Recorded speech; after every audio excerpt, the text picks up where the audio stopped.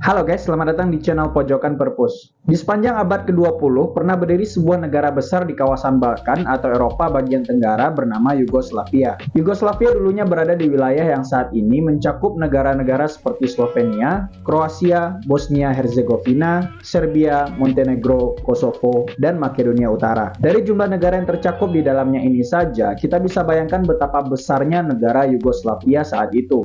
Yugoslavia selalu menjadi daya tarik ketika membahas sejarah perpolitikan global, karena negara sebesar itu bisa bubar dan hanya berumur kurang dari 1 abad saja. Tapi memang selama negara ini berdiri, selalu sulit mencari kata sepakat antara para pemimpinnya. Selalu saja ada masalah yang membuat negara ini terancam goyah. Buktinya saja, Yugoslavia ini mengalami 3 fase kepemimpinan selama berdiri. Periode yang pertama disebut sebagai Yugoslavia pertama. Periode ini berlangsung dari tahun 1918 sampai 1946. Jadi setelah kawasan Balkan lepas dari pendudukan Turki Utsmani, muncul desakan untuk menentukan batas-batas negara yang baru. Etnis yang dominan di wilayah Balkan itu yaitu Serbia, Kroasia, dan Slovenia sepakat untuk membentuk satu pemerintahan baru di tahun 1918 yang diberi nama Kerajaan Serbia, Kroasia, dan Slovenia. Luas kerajaan ini mencakup 7 negara modern yang sudah disebutkan di atas tadi. Masalah yang dihadapi oleh kerajaan ini ketika pertama kali berdiri adalah perdebatan soal bentuk pemerintahan. Etnis Kroasia menghendaki agar negara ini berbentuk federal saja, sehingga tiap-tiap etnis yang ada di bawah kerajaan bisa mempertahankan tradisi dan kebudayaan mereka. Sementara etnis Serbia menghendaki agar kerajaan berbentuk kesatuan. Setelah perdebatan yang sengit, akhirnya bentuk negara kesatuanlah yang disetujui. Pada tahun 1921, konstitusi menetapkan bahwa kerajaan Serbia, Kroasia, dan Slovenia berbentuk negara kesatuan yang dipimpin oleh dinasti Karađorđević dari etnis Serbia. Nama Yugoslavia baru tercetus di tahun 1929. Raja Alexander I yang menjadi penguasa saat itu mengubah nama kerajaan Serbia, Kroasia, Slovenia menjadi Yugoslavia. Perubahan nama ini diikuti dengan perubahan sistem politik yang cukup ekstrim. Dari yang sebelumnya masih melibatkan Dewan Legislatif dalam menyusun undang-undang, kemudian berubah menjadi negara yang diktator. Dengan ini kekuasaan etnis Serbia semakin mencengkram Yugoslavia. Raja Alexander I juga membagi Yugoslavia menjadi 9 prefektur yang disebut Banovin, tanpa memperhatikan kondisi demografi atau wilayah yang ditempati oleh etnis-etnis di Yugoslavia. Misal nih, kalau kita bawa ke konteks Indonesia, Sumatera Barat dan Sumatera Utara dijadikan satu provinsi, padahal etnisnya berbeda, satu Minang dan satu Batak. Mungkin dengan pembentukan Banovin ini, pemerintah Yugoslavia ingin masyarakatnya yang multi etnis itu bisa melebur satu sama lain. Di tahun 1939, etnis Kroasia meminta agar mereka diberi prefektur sendiri, sekaligus meminta otonomi yang lebih besar untuk mengatur urusannya sendiri. Disinilah bibit-bibit perpecahan Yugoslavia itu mulai tampak. Salah satu masalah yang dihadapi oleh pemerintah monarki Yugoslavia ini adalah soal kesenjangan ekonomi. Masyarakat yang hidup di bagian utara Yugoslavia dan sekitaran ibu kota merasakan perekonomian yang lebih maju daripada yang di selatan. Dari segi produktivitas dan standar hidup tentunya. Perkembangan sektor industri memang terjadi, tapi hanya terbatas di sejumlah tempat. Secara keseluruhan, 75% aktivitas ekonomi Yugoslavia masih bergantung pada sektor agrikultur. Sampai tahun 1941, Yugoslavia dapat dikatakan masih berstatus negara miskin. Masalah lain yang ditemukan yaitu tingginya tingkat kelahiran dan tingkat buta huruf penduduk. Seiring dengan pecahnya Perang Dunia Kedua, Yugoslavia kembali menjadi negara jajahan, yang mana kali ini Yugoslavia diinvasi oleh Jerman dari blok poros. Sejarah mencatat Yugoslavia jatuh ke tangan Jerman pada tahun 1941. Perang Dunia Kedua dan pendudukan Jerman menjadi gerbang menuju terbentuknya Yugoslavia kedua. Ada peran dari seorang revolusioner bernama Josip Broz Tito. Tito lahir dari keluarga beretnis Kroasia. Lahir pada tahun 1892, Tito telah berkali-kali melihat pergolakan politik di kawasan Balkan. Mulai dari pendudukan Turki Utsmani, Perang Dunia Pertama, kediktatoran dinasti Karađorđević Serbia, dan pendudukan Jerman pada Perang Dunia Kedua. Di sekitar tahun 1917, Tito mulai bersinggungan dengan paham komunisme lewat revolusi Bolshevik yang berujung pada berdirinya negara Uni Soviet. Tito terkesan dengan ideologi politik revolusioner itu. Ketika pulang ke Kroasia beberapa tahun kemudian, Tito langsung bergabung dengan Partai Komunis Yugoslavia. Bergabungnya Tito ke Partai Komunis ini membuat Tito kerap berurusan dengan Raja Alexander I sampai dia kehilangan pekerjaannya. Tito mendapatkan momentum ketika Jerman berhasil menguasai Yugoslavia.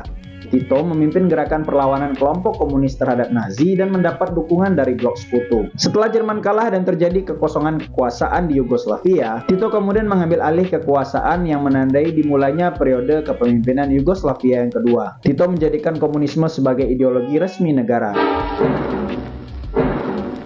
Naše ljudstvo si je z velikimi žrtvami priborilo svobodo in ljudsko oblast. Zato ne bo nikdar dopustilo, da bi ga kdorkoli oviral v njegovi borbi za socializem. Ako misle da su nestali mrtvi svedoci, ti grobovi su još sveži, neka ne misle da će zašutiti živi svedoci koji još ovde postoje i koji će njima uvijek reći ne dozvoljavamo dirati u našu zemlju, u naše tekovine za koje smo mi stradali, za koje ćemo mi se boriti opet ako bude. Selain itu, Tito juga mengadopsi bentuk negara federal dan membagi Yugoslavia menjadi 6 negara bagian yang setara, yaitu Kroasia, Serbia, Slovenia, Montenegro, Makedonia, dan Bosnia-Herzegovina. Di negara federal Serbia, 2 provinsi yaitu Kosovo dan Vojvodina diberikan status ekonomi khusus untuk mengakomodir kepentingan etnis di 2 wilayah itu. Uniknya, meski menerapkan bentuk negara federal, tapi dalam praktiknya di awal-awal kekuasaan, pemerintahan Yugoslavia bersifat sentralistik baik dari sisi politik dan ekonomi. Mirip seperti yang diterapkan oleh Uni Soviet. Tito ternyata tidak ada bedanya dengan penguasa Yugoslavia sebelumnya. Ia memerintah dengan tangan besi, menyikat lawan politiknya yang berasal dari kalangan anti-komunis, demokrat, dan fasis sembari terus menggaungkan pentingnya nasionalisme Yugoslavia. Dalam pergaulan internasional, Tito bersikap oportunis. Meskipun terpikat dengan ideologi komunisme, tapi Tito tidak mau Yugoslavia berada di bawah bayang-bayang Uni Soviet. Sikap ini jugalah yang kemudian membawa perpecahan antara Tito dengan penguasa Uni Soviet, yang membuat Tito dan Partai Komunis Yugoslavia dicopot dari keanggotaan komunisme internasional yang bernama Kominform. Yugoslavia sempat didekati oleh Barat, namun Tito tetap pada pendiriannya untuk bersikap netral dan berdikari. Tito kemudian menjadi salah satu pengusung gerakan non-blok bersama 4 tokoh lainnya, termasuk Soekarno. Dipengaruhi oleh naik turunnya hubungan Yugoslavia dengan Uni Soviet, ditambah lagi dengan tuntutan di dalam negeri, ekonomi Yugoslavia lambat laun bergantung pada mekanisme pasar. Inilah yang kemudian membuat kekuasaan yang sebelumnya sentralistik mulai didistribusikan ke tingkat yang lebih rendah, yaitu perusahaan ekonomi, kota madya, dan aparat partai komunis di tingkat negara bagian. Tito sendiri ditunjuk menjadi presiden seumur hidup, dan otomatis kekuasaannya bertahan hingga ia wafat di tahun 1980. Oleh karena itu, Yugoslavia kedua ini identik dengan kepemimpinan Josip Broz Tito. Yugoslavia memasuki fase yang ketiga sepeninggal Tito. Fase yang juga dikenal sebagai fase kehancuran Yugoslavia. Setelah Tito wafat, kepemimpinan Yugoslavia dipegang secara bergantian oleh perwakilan dari masing-masing negara federal. Mode kepemimpinan ini tidak bertahan lama, karena spirit nasionalisme mulai tumbuh di negara bagian. Dengan kata lain, mereka ingin memisahkan diri dari Yugoslavia. Satu persatu negara bagian menyatakan kemerdekaan. Dimulai dari Slovenia dan Kroasia menyatakan merdeka pada Juni 1991. Seperti efek bola salju, negara bagian lainnya pun mengikuti langkah Slovenia dan Kroasia ini. Makedonia memerdekakan diri pada Januari 1992, lalu Bosnia-Herzegovina memerdekakan diri pada Maret 1992. Otomatis kekuasaan Yugoslavia yang tersisa sejak saat itu hanya kawasan Serbia, Montenegro, dan Kosovo. Namun mereka tetap menggunakan nama Yugoslavia, atau lebih tepatnya Republik Federal Yugoslavia. Serbia tidak diam saja ketika melihat negara-negara bagian itu memerdekakan diri. Serbia menyerang Kroasia dan Bosnia-Herzegovina untuk mempertahankan kekuasaan Yugoslavia Raya. Banyak korban jiwa yang berjatuhan akibat upaya Serbia yang ingin mempertahankan kedaulatan Yugoslavia yang lama. Bahkan Serbia disebut-sebut melakukan serangkaian aksi pembersihan etnis dalam perang tersebut. Meskipun begitu, usaha Serbia untuk mengembalikan kedaulatan Yugoslavia tidak berhasil. Yang ada, Serbia malah terus kehilangan wilayah. Pada tahun 2003, nama Republik Federal Yugoslavia diubah menjadi Serbia dan Montenegro, yang semakin cocok mencerminkan kondisi batas wilayah negara yang tersisa. Apesnya, Montenegro malah memerdekakan diri 3 tahun kemudian, tepatnya pada tahun 2006.